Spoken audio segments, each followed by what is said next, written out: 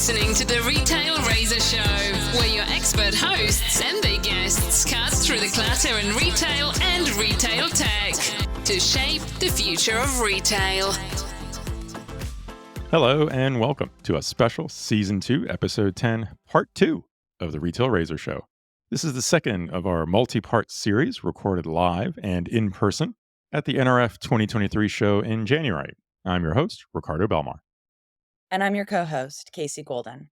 Welcome to the Retail Razor Show, retail's favorite podcast for product junkies, commerce technologists, and everyone else in retail and retail tech alike. And for this special bonus, welcome NRF fans to our hot take hashtag NRF Live miniseries.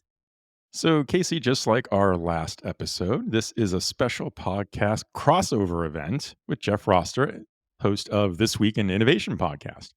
We recorded this series live and in person at the NRF show in the fabulous lounge space our good friends at Avanade graciously allowed us to use.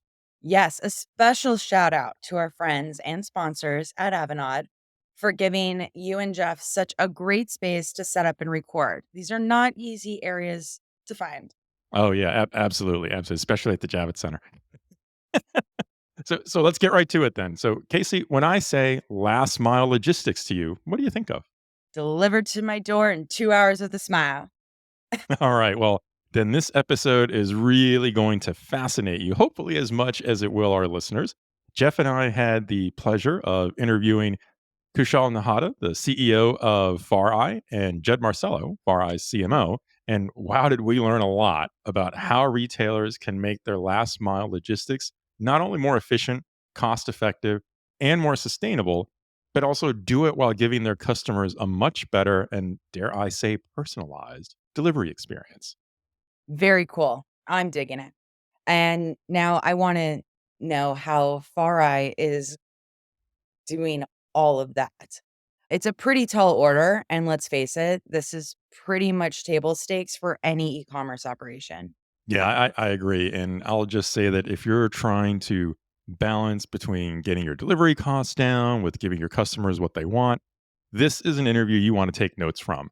I don't want to give away too much, but be on the lookout for some interesting trends on what consumers want more than fast delivery from their e-commerce orders. All right, now I'm getting a bit anxious. You know how much I love a good e-commerce discussion. Let's have it already. No, I'm with you. So let's jump in and listen to our interview with Kushal and Judd.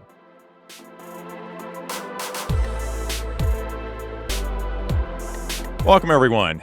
I'm Ricardo Belmar, and I'm here with Jeff Roster, host of This Week in Innovation podcast, and we are continuing our NRF 2023 series with two special guests, Kushal Nahata, the CEO of FarEye. Welcome, Kushal. Welcome. Hi, everyone. And Judd Marcello, FarEye's CMO. Thanks for having us. Happy to be here. Thank you, guys. Thank you both for being here. So, Jeff, why don't we just jump right in? Sounds good. Sound good to you? All right. So, Kushal and Judd, why don't you give us just a couple quick sentences so we're all familiar with what FarEye does? Yeah. So look, we are a last mile delivery platform. We essentially help all of us as consumers get the products delivered to our doorsteps at the time we need with the choices we want to make. And we do that by enabling all the brands, retailers, and logistic companies to be efficient and do deliveries the way consumers need and want it. Okay, excellent. All right, so we've got 4 questions for you that Sure. we're really interested in hearing about. So start off, let's talk about e-commerce, of course. Obviously there's more e-commerce spending happening. Retailers have been ramping up their capabilities around fulfillment, delivery, and e-commerce. So with that influx in e-commerce spending, how are retailers reinventing their approach to delivering a better experience all the way to consumers' doorsteps? So maybe I'll go first. COVID was the time when generally the e-commerce took off for every single retailer because consumers couldn't move out. They can't go to these stores. So everything happened online. And one of the biggest challenge was the delivery network and capability didn't existed in the way retailers desired for it. And it was a sudden peak. So what we've seen retailers really innovating is going for an hybrid model. And by hybrid, what I mean is a part of it is their own fleet, which gives them more control, gives them directly voice of the customer how and what they needed. And at the same time, they're partnering with third-party delivery networks, and which is not limited to, let's say, top 2 or top 3 delivery service providers, but they're working with regional, with local delivery service providers as well. Now, how this helps is it gives them scale, it gives them control, and it also helps them optimize the cost, because the local regional players are sometimes more efficient from a cost perspective, but then the challenge is they can't scale nationally. So if you build that as a network, it becomes a super strategic competitive advantage for your brand. And that's what, if you see, most of the top retailers have done in last 5 to 10 years. And I think, in addition to what Kushal said, if you're a retailer and you're prioritizing that innovation in your logistics, in your delivery logistics, in your operations, creating efficiencies, then that enables you to then focus on the customer experience, because that's the other area of innovation. And when you think about deliveries, for consumer deliveries, the consumer now has so much control dictating what they want, where they want to receive it, when they want to receive it. They've been fed the idea of next day delivery, same day delivery. Now the consumer expectations are increasingly high.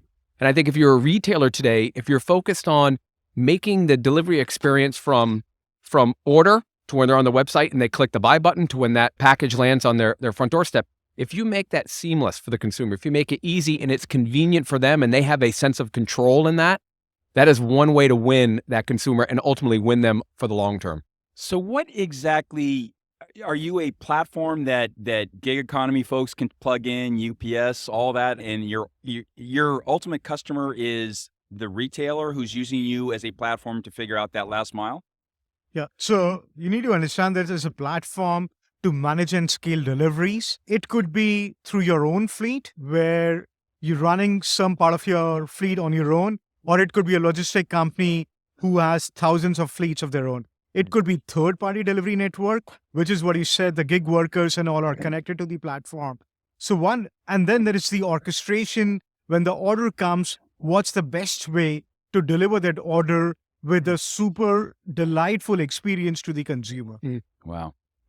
So you're making that decision whether it's going out on a Uber driver or it's going out on UPS carrier or some other strategy, some other retailer-owned mechanism. Absolutely. And actually, our journey starts a step before. So when you and I as consumers go onto the e-commerce platforms of the website, we help them brands show the right delivery options to the consumers in terms of when you're scrolling a product, when can you get it delivered?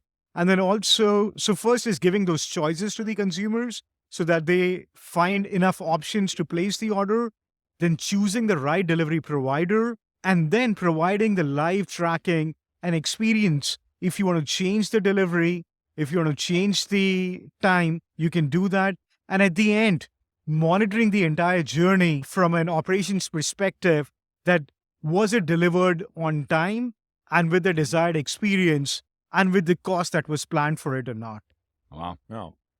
So you really have components on the consumer side that address all the pieces the consumer wants, which is what you just described, all the communication points that originate from what they perceive as the retailer, right? Telling them it's shipped, when it's coming, how long it's going to take, if there's a delay, et cetera. But you've also got behind the scenes for the retailer's benefit, you're optimizing this process. You're always trying to find the lowest cost method, I'll say, right, to get that done. Absolutely. And look, probably a decade ago, like each retailer or each store had its own experience. When you walk into the store, the colors, the way shelves are placed, the way products are placed. Now, the same thing you need to look at from an online perspective as well, that each brand needs to design their delivery journey, which is a part of its identity itself. What are the options do I want to give to my consumer? How will they track? And irrespective of who's delivering, it's a branded delivery experience, which is promised by the retailer. Wow. And it's also, and one of the other things to throw in there too, it's not just marrying the consumer side and the logistics side. In a way, it's like, if you can get that right and you're in a position where you can innovate, it's what options you give the customer in order to receive their goods. So when you think about fulfillment, and you think about innovation, like drone becoming more important, right? You can do drop-off lockers if you're within a city. So you create more optionality for the consumer to make sure they can access that product. So delivery doesn't necessarily need to be to their front door. It could be to a space that's convenient for them on their way home from work. So, that innovation, then once you start to get the logistics piece worked out, and then you understand what your capabilities are, you can layer in that kind of like customer experience innovation into the offering. So you're the platform, the hub. You don't care whether that end deliverable is a truck, a drone, or a flying car in a few years. You don't care. Whatever the evolution of that vehicle, or it's a robot, or wow, interesting. You And could the plug way into we anything. say it is, it's definitely important what you deliver, but it's more important how you deliver. Yeah. Because as consumers, we are now hooked to the experience, how it's getting delivered to me. So brands really investing and improving their delivery experience.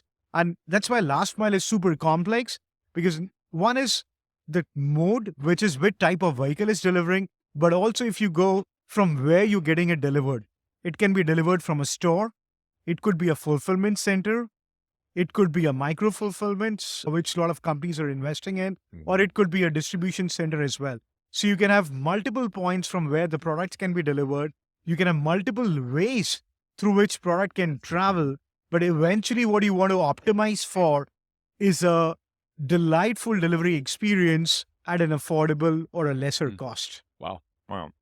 Well, so you've kind of, I think, almost answered the next question already, but let's maybe go in a little more detail, because everything you just kind of described, Kushal, I think it speaks really strongly to how, from the retailer's perspective, you're giving a much more efficient and optimized process versus the alternative, which would be that they have to do all of this themselves. Right. Because you're giving them essentially this multi-sided platform that connects all the areas they need, from consumer, retailer, to whoever is doing the logistics. And for example, do other third-party logistics providers also plug in to you in order to get access to those retailers as well? Absolutely. So look, the way we were trying to solve the problem when we started as FarEye was, how do we democratize a delightful delivery experience at an affordable cost for every single retailer? It shouldn't be limited to, let's say, top 1 or top 2 retailers, because it'll not be an offline only, it'll never be an online, it'll be an omnichannel the way we see. And then we can debate which category, how much percentage is online, how much percentage is offline. But as consumers, we want all options. We want to get into the store. We want to buy it from our website as well. We want to get it today. We want to get it tomorrow. Then sometimes we wanted scheduled delivery, which could be 1 week later. Or we would say, look, it's a furniture, or let's say it's a large appliance, and I need to be at home to receive that product. So it can be only delivered between 3 to 5 p.m. because that's the time I'll be at home. So now this is the options we all look for. Wow. And now just look at from a retailer's perspective, how much complex it is. And if you then decode the number of carriers in any single country, like if you just talk about America, each city has few hundreds of local carriers. Wow. Each city. Yeah. And Each city. Because, I mean, is each gig driver an individual driver, or is that part of it? Like, it's a gig drivers. Then you have small DSPs, which are serving in small neighborhoods. They have 5 to 10 Wow. drivers. These Wow. are small entrepreneurs. And you want to create employment. You want to give them opportunity. The problem is they're not connected to the retailers. So And you're building there. a platform where Interesting. they're connected gives them more business, and it gives access to the brands and retailers to be able to do affordable deliveries across the country. wow. I think the other thing too, when it comes to, we're talking about a platform now where you can plug in other vendors, and one of the benefits of that is it's ultimately visibility. And the thing that you really need visibility of to be able to address all the complexities in last mile, like Kushal talked about, the one consumer that has 5 or 6 demands in their individual delivery, and you have to handle that across scale. It's data, and you have to be able to have that level of data visible to you in real time, so then ultimately you can optimize your entire operations through that. And that data visibility piece is the biggest component. This is software. So everybody, it's all run on data, and be able to understand your kind of universe of delivery data and to be able to optimize that goes a long way to servicing the customer. But also, probably the most important thing, I'll throw a stat at you, 53% of all delivery costs exist within the last mile. So the last mile is, not only is it complex, 53%. 53%. So the last mile is complex, but it's also expensive. So the more you can do to decrease complexity and decrease cost, the better it is for your business. And that 53%, I'm sure that's the biggest single piece Absolutely. out of the whole. Absolutely. And like in RF, we had a lot of retailers come down to our booth today. And I think 2-3 different top patterns, if I say. One, we work with 1 or 2 carriers. It's getting expensive. Everyone is increasing rates. December itself, a lot of those top carriers have increased their rates, which is a public news. Right. We want to reduce the risk. But at the same time, we want to have control. Because if we can't track, if we can't promise a delivery experience, we will lose the customer. So you want to reduce the cost by an ability to work with multiple carriers, but at the same time, you want to have more control. And that's where I think the platform or a software plays a critical role, where you can not only orchestrate the right carrier, but you can track, and then you use performance as a way to allocate more business. So it's somewhere a self-incentivized model that you do deliveries on time, you'll get more business. If I do late, I'll get lesser business. So it automatically corrects. And I think some part of it around efficiency and around sustainability also ties in, because if you try to look at it, sustainability and cost, I don't think they are kind of on opposite sides. I think they are primarily on the same sides. If you're a super efficient company, like if you produce what is getting 100% consumed, you are a sustainable company in one way. If you are able to have minimum number of kilometers to deliver to the consumer, you are a sustainable company. But you're not just sustainable, but you're profitable as well, because you're spending less in terms of fuel. You're having needs for lesser number of drivers. You need lesser number of vehicles to get products delivered as well. So feel efficiencies and sustainability are fundamentally connected problem, specifically when you try to look at it from a delivery and last mile perspective. Like another pattern which we are seeing, retailers have started giving options to consumers that you can get it delivered same day, but here's a carbon friendly or a more sustainable delivery as well. And we don't need all products same day, but there was no incentivization for us to wait for another day or so. And we want control. We want, as consumers, control with us, and we want to make an informed decision. So this just small option of a carbon-friendly delivery with that small green color, we're seeing consumers go ahead and just click it there because they feel we are okay. Yeah. And they also feel confident because they are making the choice. It's not really mandated to them. You're not taking away a same-day delivery choice from them, but you're saying it's again, like we all want to be more sustainable, we want to be informed, and we want to make our own decisions. So I think that's where the technology really plays a critical role, where you're able to combine it and give it to the consumer's hand to make those choices. And do you think it's trending more in that direction on the consumer side, that consumers want to click on that sustainable option? It is definitely versus the same day delivery? Absolutely. Yes. So couple of options, like a lot of big retailers, they started where you're ordering, let's say each day. They started saying we'll combine all your orders and deliver, let's say, on a specific day in a week. And consumers are okay with that. Because for them also, it's easier to get all the packets or all the stuff together. Then other is, if you want fast, you can get it, but you're okay to wait. And that's also helping. And somewhere they're also incentivizing back the extra money to the consumer, where you're saying we'll give you a gift coupon of $1 if you wait for 2 days. So you're getting sustainable, you're getting some money back, and you don't need it today. So you're actually happy that way as well. And they're saying, look, I'm a more sustainable consumer and I'm more informed in that perspective. Wow. Who holds those orders? If somebody wanted to consolidate 3 or 4 different orders, are you holding that merchandise in some warehouse or the retailer, or how would you orchestrate that? Yeah. And that's a great question. And that's where a lot of these micro That's a fulfillments. logistics question. Yeah. You could tell I'm a logistics guy. I don't want to own that inventory. 100%. And that's where a lot of these micro fulfillment centers and dynamic planning is now started in the systems. Oh, I see. Where based on the delivery date, you're setting up a pickup time, and you know the efficiency of your network, you know the delivery time of your network. And that's where I feel like logistics has really changed in the last couple of years. It's become a hardcore data play now. Like at any stream, you need to be able to plan You know exactly how much time it takes to move it from point A to point B and what are the options you have. Now, once you have that data, that decisioning is taken care by AI or by optimization platforms to really get those things together and not making you hold inventory for a long time. Wow. That's, it's one of the things that Kushal likes to say is that any company, any retailer or e-commerce company that considers themselves customer centric really needs to be a logistics and delivery company today. Because there's so much of what we do that is based on what they do is based on deliveries. You have to optimize that for all the reasons that we've been talking about. Very cool. Very Yeah. interesting. Yeah.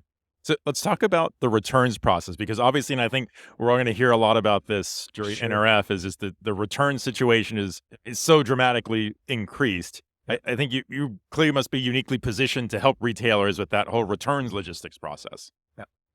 Absolutely. So look, there's one perspective which I have, and recently we've seen a lot of companies move towards that, where I would say the free returns, was never free. Someone was Totally. paying for it while we were exploiting it.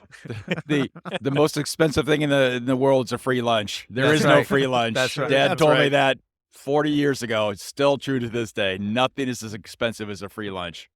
100%. And so a lot of these companies are moving away from free returns to you pay a fee, at least a delivery or a shipment fee. And this is just to make each one of us a little more responsible for what we are buying, unless there's a product fault. Sure. So that's one part which we're seeing. But then the other is really optimizing the returns. See, there are certain product types, specifically, I would say in furniture and white goods, where the cost of getting the product back from consumer to the warehouse, doing the quality check, and putting it back for a sale is more than the price of the product product itself. I can Right. easily see that. Yeah. It's Yeah, it's so absolutely. funny you mentioned that. Over the holidays, spending some time with family, my brother-in-law he has a pool out in the back of his house, bought a fire pit, probably like 4x4 fire pit.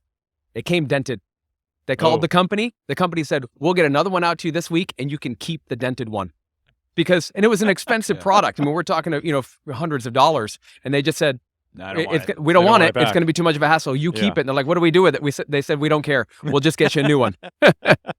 So collectively, if you would look at it, right, the cost of moving the product back from consumer to the warehouse, then adding the entire process cost to get it back to the supply chain. And then it could be that you want to sell it again, or there are a lot of companies which have started the refurbish platforms as well, where they've rebranded and they're kind of selling for less for some of these products. I think the same example Jed said, maybe it's dented or maybe it's not 100% the same, but you get it at a super cheap price as well.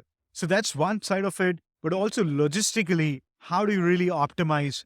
And the interesting part is it's dynamic. So it's not static. Like you can't predict these 50 products or these 50 orders will be returned. You can do a certain ratio, but you don't know which products, which consumers would actually do the return. And that's where we see last mile actually super dynamic as well, both from a forward and a reverse journey. And by doing a lot of these real-time dynamic optimization, you're able to reduce the cost. A lot of times the vehicles are coming back empty. So you can do a lot of these returns in those empty returns as well when the vehicle is trying to come back. Or you can plan 1 week, 2 weeks forward based on your forward journey and use the same trips or same vehicles to do the returns as well. That helps you reduce the cost. You partner with an e-commerce platform to launch what is called as a e-commerce and make that products available at lesser price. So you're kind of making it more sustainable because you're not just throwing away the products or you're not giving it free, like the example Judge said, because in that case, all of us would just go for free. And as you said, there's nothing called as free lunch ever. It's one of the most expensive part of the thing. And then charging the consumer as well, I feel, is maybe it's just a small basic fee, but just makes it more intelligent and more known to if you're ordering something we really needed, or we're just trying to just shop around and maybe return back. Yeah, you know what's so interesting about that? Oh God, it was probably 7 or 8 years ago where I first had a real conversation with an executive of one of the big companies out there that was really passionate about returns. Never spent 10 seconds thinking about it. And from that kind of anecdotal conversation in a bar to today, the amount of conversations around returns, how expensive returns are, and how in some ways there's a responsibility for the consumer to be maybe a little more judicious about returns. And then the counter is retailers and manufacturers have to be very, very serious about sizing and all the, I mean, so it's not just one side or the other. It's this problem that everybody owns, but I think there's technology solutions for that. And I think we're sort of in the process of seeing that. But I mean, I've probably in the last 3 months, I've heard more discussion about we can no longer do free returns. It's just not sustainable. And which is an interesting argument on the sustainability side. So your position is not a takeaway from a consumer, but do you understand the cost of doing this? I just, any way to keep something from coming back in is fantastic from my perspective. Absolutely. And I think you made a great point. It's not just the consumer, it's all the brands and the retailer side as well.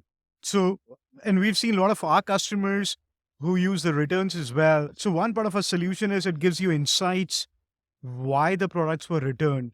And then you can bucketize and see the top buckets.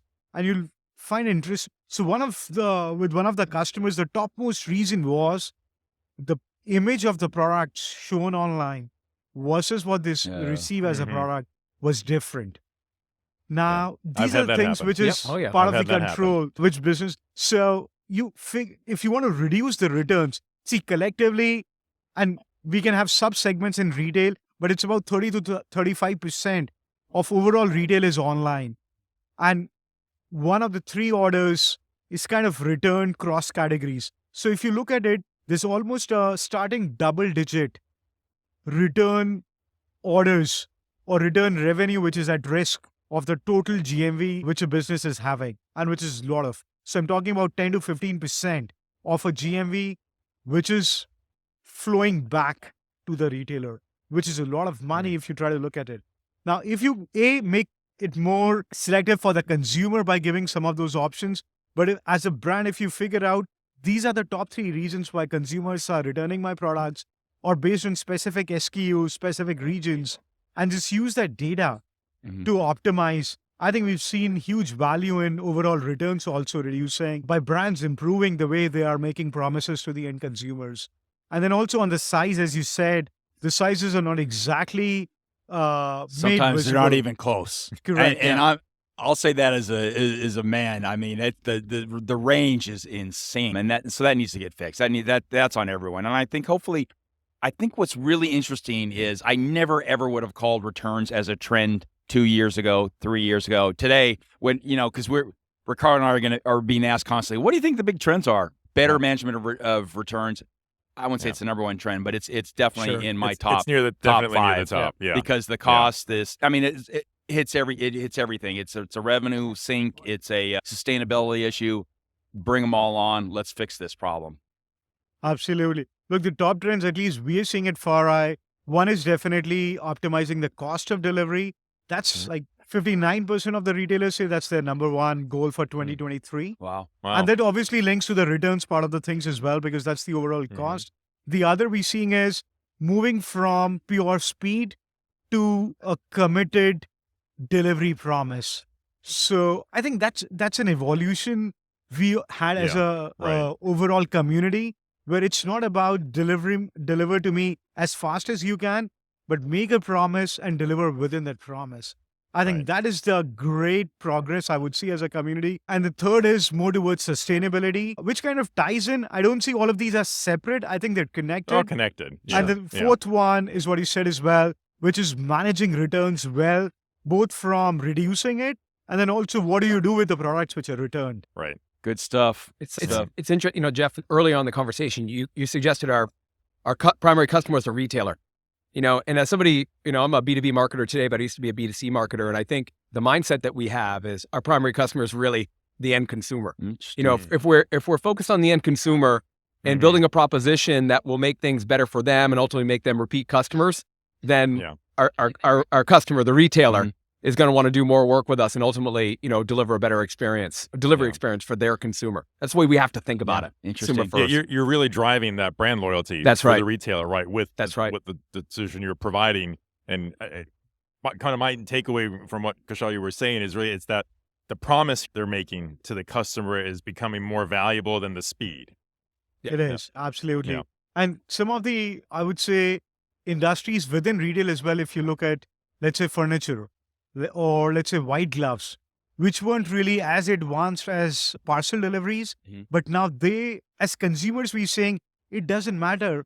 We want a same experience. We want to track where their order is. We want to be able to reschedule if we want to do that. And so a lot of furniture, big and bulky companies as well, we're seeing the same trend where they're trying to digitalize their supply chain, get real-time visibility, and then start optimizing.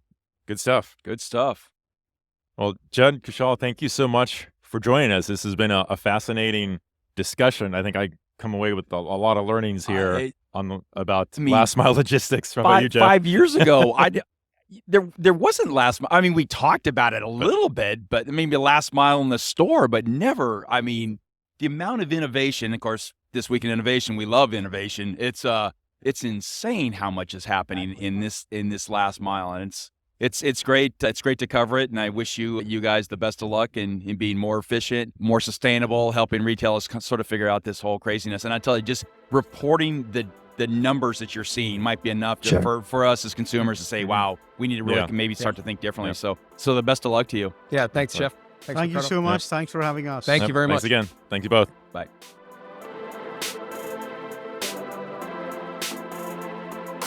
Welcome back, everyone. So did you catch that nugget about consumer preference for fulfilling a delivery promise versus speed of delivery? I know that's one of my main takeaways. Yeah, like I said, lots of amazing info from FarEye in this interview. And as Jeff said in the recording, it wasn't that many years ago that we barely talked about last mile logistics. And now look at all the great points Kushal and Judd made about lowering costs, being more sustainable, how to not only leverage your consumer preferences, but doing it in a cost-effective manner while still providing all the conveniences those consumers want. And when you think about all the consumer preferences Kushal and Judd mentioned, from keeping a delivery promise to having the flexibility to change that delivery promise once the order is already in progress, to just show how varied these delivery promises and expectations can be from product type to product type. When you think about it, we all know that getting a piece of furniture delivered is completely different than getting a new Prada bag. 100%. I certainly came away knowing a lot more about the finer details of last mile logistics. And I have to say, FarEye is really doing something unique with their platform that's worth paying attention to. Absolutely. Well, Ricardo, I think that's a wrap for part 2 of our NRF live series. I can't wait to see what's coming up next in part 3. Yeah, Jeff and I have even more super interesting people to talk about coming up, including micro-fulfillment and another one of your favorite topics, Casey, Web3. Well, now you're just teasing me. Let's wrap up this episode.